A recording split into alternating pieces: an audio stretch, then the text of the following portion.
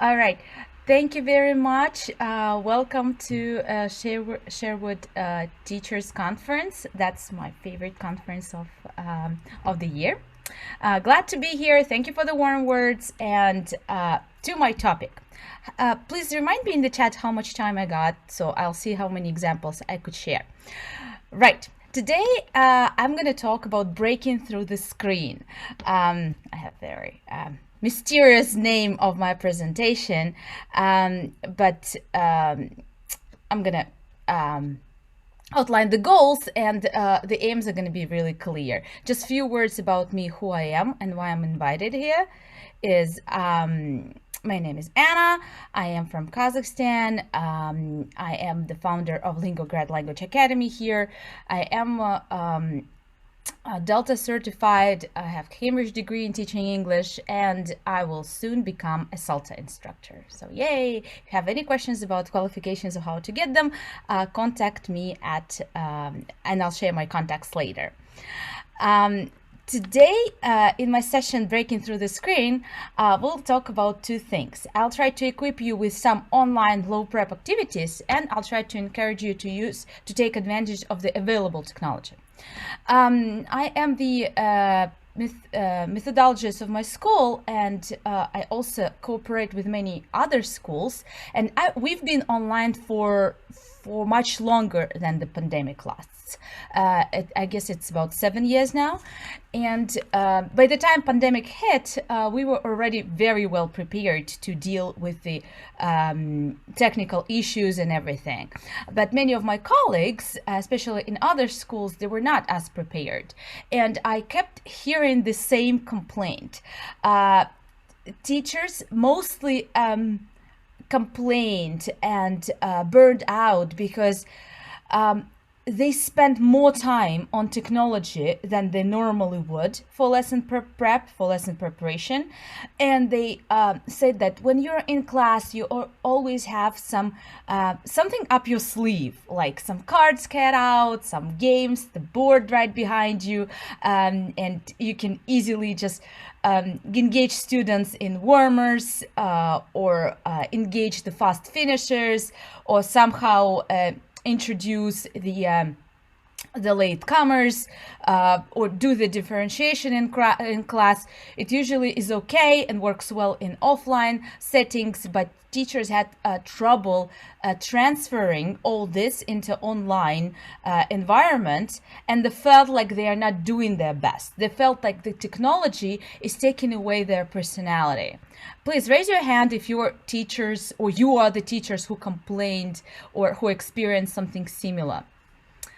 So I know what to tailor. Okay, at least few people are already raising hands. Okay, and I'm going to share a few activities with you. They're very low prep, and I mean, I can talk forever about, and as well as many other speakers, we can talk forever about using additional platforms or resources, but every new platform, every new website takes time to engage, to study it, to learn how to best apply it to your practice. So before I encourage my teachers to engage with something new, I always tell them to try to squeeze out, to engage with something you already have and something you're going to use either way. In my classrooms, we always teach with Zoom, with the same platform that we are on now. And before my teachers introduce some extra websites for the students, because students always need student training into how to use a particular website, and that's all takes time. Before we do that, we always make sure that we squeeze out and we study all the Zoom app options that are available, and we do as much of that as possible. So I'm going to share a few activities with you. Activity number one, it's immediate reactions. We all have that. And on the picture that you can see, these are just screenshots from my classes, one with the teacher, one with the students. When I ask students or my participants to react to something. Pretty much the idea is that I ask a question and they react with an emoticon, with a smiley, and this is a standard option available on Zoom. I could I don't know, engage in a variety of ways and add lots of new questions. For instance, on the Docker picture, this class is taking place at 8 a.m. and I have about 40 participants in my university class. And obviously, in an online setting, I don't have time to approach each individual and ask, how are you today? So my students are trained in a way that whenever they ask, how are you, how are you feeling about the lesson at 8 a.m.? Did you sleep well? They immediately react, because very often they have their cameras off. They're not ready to present themselves to the group mates. At 8, they're usually in beds, but still people react in a variety of ways. And at least it makes me feel that I am listened to, and they can see and relate to other people in class. Of course, the kinds of questions can be really different. I want to show you something else, how else this can be done. Like this one. It's just a typical lesson with my colleagues, and the question was, how do you feel about the lesson today? How do you feel about the teacher session? Teachers react in a way, and this is easy to do. You go to the more option, then you choose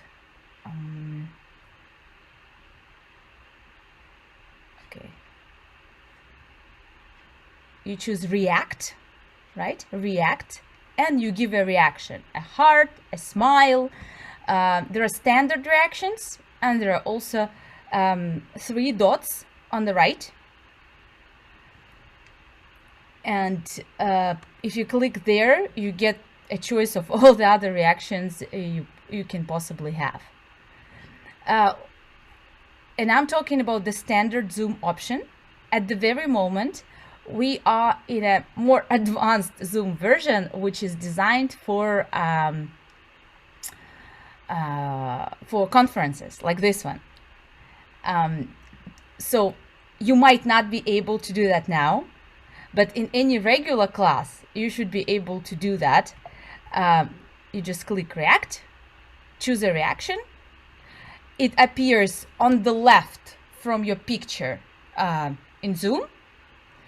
And first of all, this is definitely an indication of the fact that the students are engaged and they are listening to you.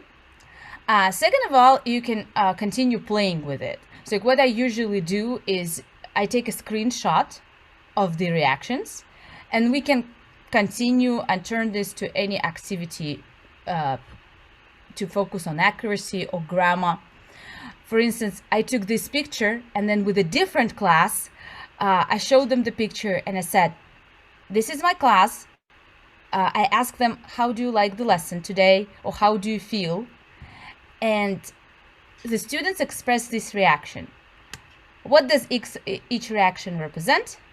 And in another class, because they practice present simple, they had to make sentences. Gulnar, they can see the name, likes this class. Anna loves the students. Laura enjoys being in class. And by doing this, we just focused on accuracy.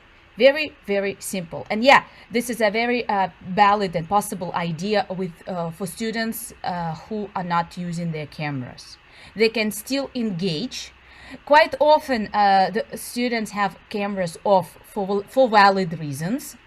For very valid reasons. Maybe their background is not presentable, or themselves are not presentable, or they are in class while doing something else, and such simple activity helps to engage them and see that they are not just passive listeners.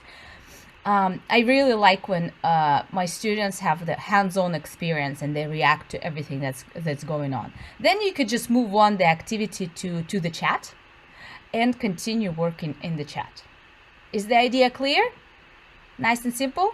Yeah, it's very nice and simple. You don't have to prep beforehand. All you need to do is when you're in the program, in Zoom, teach your students to use reactions. I do that in the very first lesson, always in the first lesson. I teach them on how to type in chat, how to ask a question, how to react quickly, and how to tell me that they're away. Because come on, we all have bathroom breaks, tea breaks, or whatever. Maybe somebody got a phone call. And in such moments, usually two scenarios happen. First, the student tries to get your attention and interrupts the whole thing, asking you, can I go out? Or the student doesn't say anything, student leaves, leaves the kind of not really present in the moment, kind of leaves away from his device or her device. And at this particular moment, you ask the question to this student. What you get silence. And you don't know what's happening. The student doesn't know the answer. The student doesn't want to interact with you, or what's happening. So I teach my students to use the I'm away button. In the reactions section, check on your computers. You click reactions, immediate reactions, they're called immediate reactions. And then there is one reaction with a picture of a coffee and it says I'm away. So I do that, reminding my students that please respect me and respect others. Let us know if you are not here for a moment. And most students do that. They react, they demonstrate to me they're away, and it's a signal to me not to ask this person at the very moment, right? Okay. Oh yeah, very great idea. Anna suggests in the site that you could ask different questions, and yeah, it doesn't have to be just how are you today or how are you feeling. The variety of questions you could ask. You could ask, what's your hobby? And when you go to not the standard but the extended list of emojis, you can find anything. The skateboard, the drawing, the painters, the emojis of regular things, and students react with an emoji. They love doing that because it's simple, it's quick, it's creative in a way, and that's their language. They love speaking in emojis. After doing a lesson like that, you will find that students react very eagerly with emojis, even when you don't ask them to do that. You can ask them, what's your hobby? How was your summer? And they can react. Or how did you like the weekend? What do you feel about the weather today? Like, I'm in Kazakhstan and it's really, really cold. Most students would send me the sad emoji. You could also use it as a feedback to your class, asking, like, how are you feeling at the beginning of a class? Take a picture. How are you feeling now when the class is nearly moving to the end? And this could serve as an indication of how well you did in class. Plus, it's pretty anonymous, so it's not that difficult. Right, so that's all I have to say about emojis. Of course, you can move on and use the more emojis in the chat box. If you tell your students it's okay, play with emojis a little bit, they're very eagerly engaged generally. And I'm also talking about teen and adult learners. I honestly do not work with young learners, and I wouldn't take the courage to take that this works with them. It definitely works with the older group of students. Teens, young adults, exams, teacher trainings, anything from 12 and up. Right. The second very simple idea, for which you don't really need to prepare, you don't need to upload millions of extra apps or teach your students how to enter a specific website. It's again right there at your fingertips when you are on Zoom. And this is using virtual backgrounds. I'm gonna demonstrate that now, if that's okay. You go to next to your camera icon. There is a small arrow and it shows you three options. It asks you to choose virtual background, to choose video settings, or to check your camera. Go to choose virtual background. And there are some standard options there, like blur the background, or choose, I don't know, the weird background, which is a standard one. And there is on the right, there is a small plus button, plus. By clicking the plus button over here, you can add whatever picture you want to demonstrate the idea. For instance, look at me now. Like I could choose this virtual background and say that I'm not from Russia, I'm from this country. Please guess where I'm from. And I've tried that many times with people from all over the world. Usually they're very good at guessing because they start with places like Mongolia and Latin America and move on here. So obviously a change of virtual background can indicate multiple things. It can indicate the topic of your lesson. Please let me know in the chat. Can you see my virtual background changes?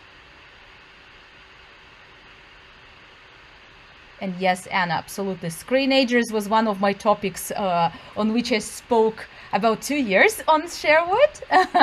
Yeah, it was something. So like teaching, for instance, doing a workshop with my colleagues from a different school, I would be saying that, for instance, please meet me. I'm Anna. I'm the owner of Linguagrad Language Academy. This is my team of qualified teachers, and we are partners with Macmillan and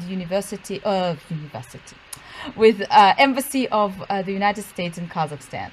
So that could be like a very, very good visual support of what you're saying. Or when my students ask me some personal details, I could, instead of giving them a long response, I always turn this into activity.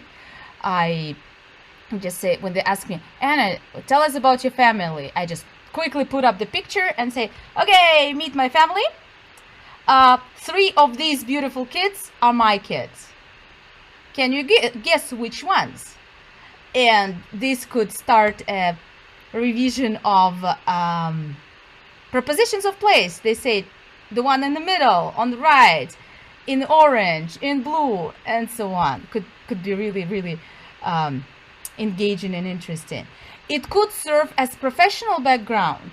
Say, I also teach at university, at this university, KazGU University, and sometimes I have to teach from places which are not really presentable. So this background serves the purpose of covering the mess behind me. But at the same time, like a couple of times I did that I would put the virtual background for my students at an 8 o'clock class, and they ask me, because they're very sleepy at this time, they ask me, Anna, are you actually at university? And I say, yeah, I'm at university, come find me. And they, with their phones, they run all over the university trying to find me. It's a little bit cruel, but it works. It works, and at least 5 minutes later, they are awake and responsive to whatever is going on in class. Of course, these virtual backgrounds, they can serve as a lead-in to your class. Say I'm change it to this, and I say, do you recognize this background? Where am I? What do you think we're going to talk about today? Does anybody recognize from this from which cartoon or movie this background comes from? And so on. So this is one of the very well-known Pixar cartoons, and in a lesson where we talked about Pixar, it served as my lead-in to put me in the chair. Or it could also serve as a revision of prepositions of place, furniture, lead into there is the raw lesson, and whatever, I mean, you name it. There are just so many options you can do. So apart from lead in, right? Yeah, well done. That's the Up cartoon, yeah, by Pixar, I believe. Yeah, true, that's the one. In addition to serving as a lead-in, it can also serve as a very valid activity. Are you familiar with the ISpy? Simple activity, ISpy with my little eye. Yeah, and the chat goes tick, tick, tick, tick, tick. Yes, absolutely. So let me demonstrate one very, again, simple activity which only technically uses the virtual background. This past year, I'm very much into teaching with comic books, and this guy has been helping me to come up with ideas for my classes. Do you know who this is?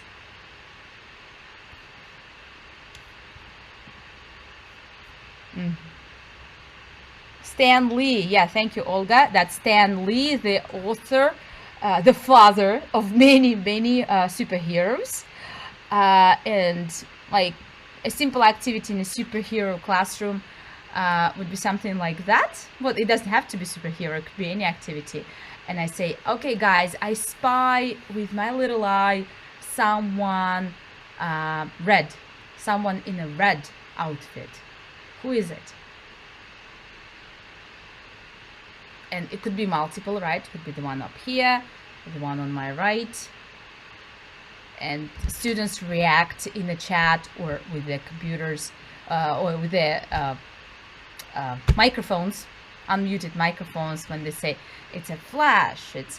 This one is a flash. Yeah, it's a flash in Iron Man somewhere. I don't know, maybe a Spider-Man, the one over there, and so on. Or I spy someone green. I spy someone green. Who is it? I spy someone green. The chat goes Hulk, Robin, and so on. Yeah, there is one over there. I think that's Green Lantern, I'm not sure. Green Lantern, I think. Yeah, there is a Hulk over there, and so on. And this just can go on forever. You just put up any virtual background, play the ISpy, or use it as a lead-in, as a guess who activity, and so on. It can also be a very nice group check of answers. Instead of, you could use it as your blackboard for the class to make sure that everybody can see what's going on. When you say do a multiple choice exercise or fill in the gap exercise, you just take a picture, add it to a virtual background, put it behind you and show to your students, and it gives the impression that you are next to the board, showing that this is the right answer, this is the and it makes the group check faster, easier, more interactive, and more kind of more immersive, because the students get the idea of being in the classroom and seeing you next to the door, or next to the board, sorry. All right, okay, thank you. So that's activity number 2, a simple low prep activity in which you just add a virtual background of your choice. It's done quickly, it is free, you don't need to buy any extensions for Zoom or something like that. Everything I show is absolutely free.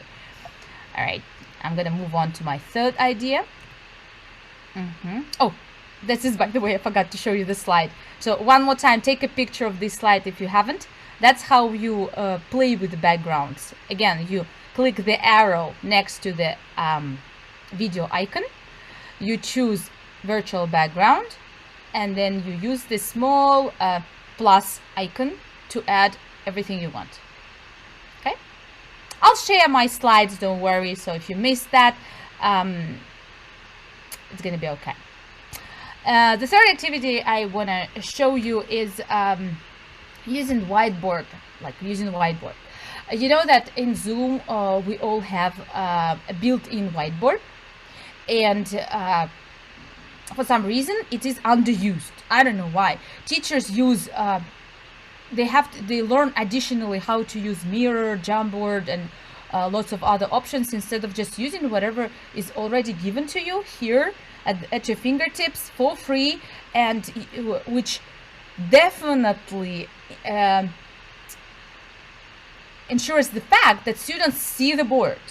If you take them away, like if you lead them away from Zoom to some other website, the chances are that someone misses the instructions are really, really high, and you waste more classroom time trying to explain the students that they need to open the website and, I don't know, sign into their Google account, do this, do that. It's very confusing for students as well, because they're already very cognitively engaged with the lesson, and not everyone is able to multitask. So I try to use as little extra apps in my class as possible, but I squeeze out everything I can from Zoom. And one way of doing that is just using the whiteboard, right? The whiteboard. I'm gonna show you somehow. We can share. I'm gonna try and do that. There you go. This is a standard whiteboard that you get, right? All you can see it is the white sheet of paper, and I mean, you can do anything you want here, because you can type, say, welcome to Sherwood 2021. You can change colors to highlight. I believe that's the official hashtag. Correct me if I'm wrong. You can give homework here. You can do all the options that you normally do. And the beauty of it is that on the right, there is a save button, and you can save whatever notes you want. I really like digital whiteboard because it's less messy. It's cheaper. I don't have to buy multiple multicolored markers to highlight things on the board. I don't have to clean it up and then add information again, because in the bottom right screen there is a plus button that can add me a second board, a third board, a fourth board, and so on. And if I open this just like 1 minute before class, and that's what normally experienced teachers do, right? We connect to the class, let's say 5 minutes before the class starts, open up every app, every piece of material that we need.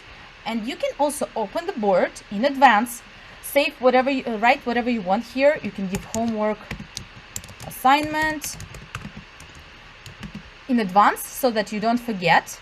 I have early morning classes, so I often open up the screen and say things like leave the early birds tasks, like while we are waiting for others to connect, and then I give instructions. First, revise blah blah. So that gives students time to open whatever notes they had, or whatever, or remember whatever questions they had from the previous lesson. Revise blah blah blah blah. Ask,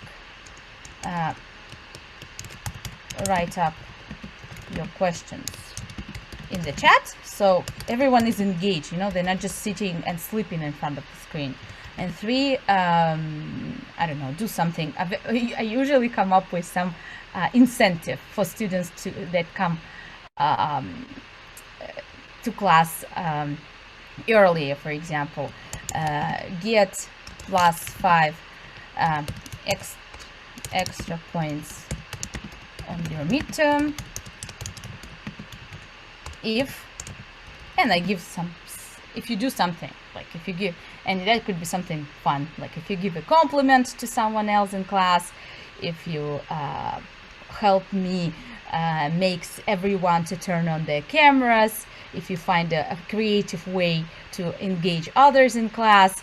And believe me, some little incentive makes a very big difference, and it takes me just seconds to do that, and I don't have to give it right away. I can just quickly switch between my boards without having to erase and doing it again. You can also highlight things, like showing, you know, like spotlighting what's important as you write. So this way, you know, it's impossible to unsee, because students already look at the screen. And if the screen if your place is quickly replaced with the whiteboard, I mean, there is no way they can say, I didn't see that, I missed that.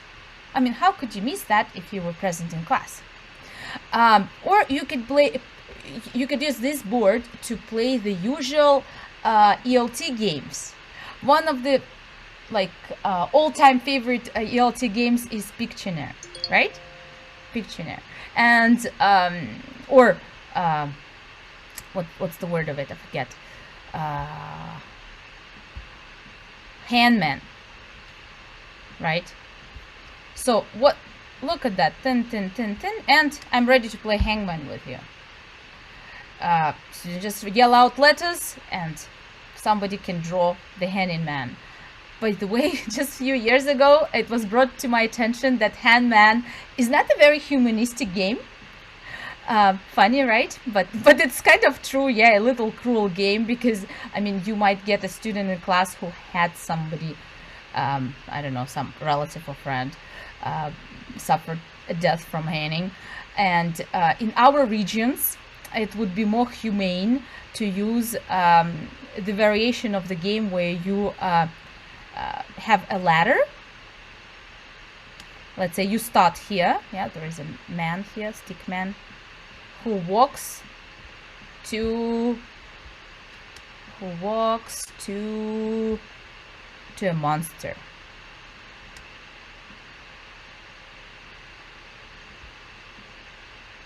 Yeah, and I'm horrible at drawing. Could be a dinosaur, or could be, I don't know, crocodile. I guess in Russia and Kazakhstan, the chances are of dying from really be eaten by dinosaurs are really low, and this game is more humane, sort of. It's like name letters before you get to the monster. And my drawing skills are horrible, but that's what makes it fun. Students enjoy having fun. Plus the Picturenet, I mean the regular Picturenet, you don't have to do it all alone. You can easily share, and I'm gonna give you a slide on how to do that. You can share the rights to draw on your board with your students. You could just open the board, go to view options. I made a screenshot, and then you choose comment button, or in English it's annotate, in Russian it's комментировать. You click the annotate or comment, and it gives the right to all students in class to comment on your board, whatever board you have. And this way it makes it really fun to to work with vocabulary and do the Picturenet. Let's try that. Let's imagine I am a student in class. I was given a secret word that I need to draw, and you as my class need to guess that. Okay, I'm gonna keep it simple.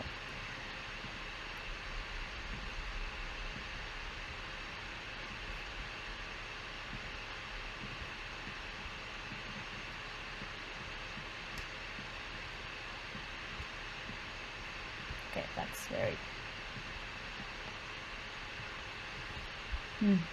so what is it? Come on.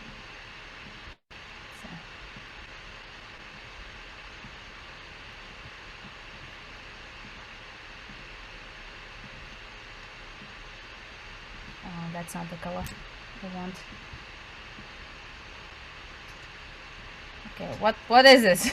What is all this? And again, I'm telling you, it's a teacher, it's a student in a classroom. Yes, but think deeper. Teacher, student in a classroom. Which particular classroom? And it's not just one teacher. I'll add, and there is also a. Oh no, just a sec. There is also a this by me. And then keep guessing, keep guessing. You're very close, keep guessing. Ticks. And here inside I have, look at the tree. I mean, you can't really understand it's a tree. What's happening? What am I trying to demonstrate? Okay, and this is horrible, but I'm gonna save it and send to Olga all my screens. It's the online lesson It's lesson online. Where is it? Look at the tree. Look at the tree.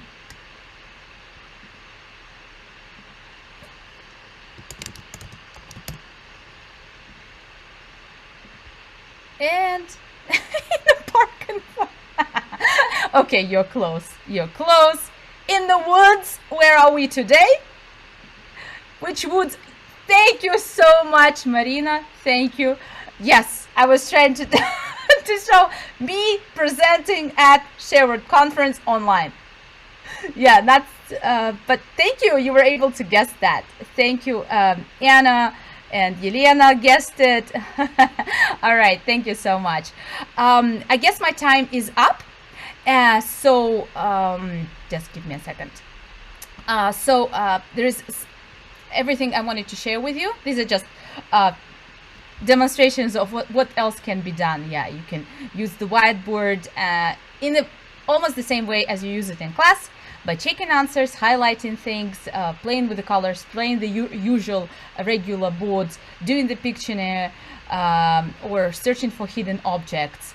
That's all I have for you today, but a colleague of mine under my supervision recently presented on the use of whiteboard in class, the use of digital whiteboard, and I have the recording of this workshop. So if you'd like the recording on how to use the Zoom whiteboard with more ideas than just this one I demonstrated, please contact me and I will gladly share these ideas with you. That's all I have for you today, and I think we can take a few moments for questions. Yeah. There is a question here. How do you deal with the situation when the internet connection is broken? If it's on my side, I apologize and come back. I always have a second point of connection, like share my mobile data. In the beginning, like of teaching online with any group, we devised sort of a scenario what to do if this happens. And in online classroom, I always have an additional way of communicating to my students. It's a Telegram group, WhatsApp group, email list, something else. This is our kind of safe spot where we communicate things when something goes wrong, and my students do the same. If it's on their side, they communicate to me using the second device that something went wrong. And I mean, we use usually it works fine, but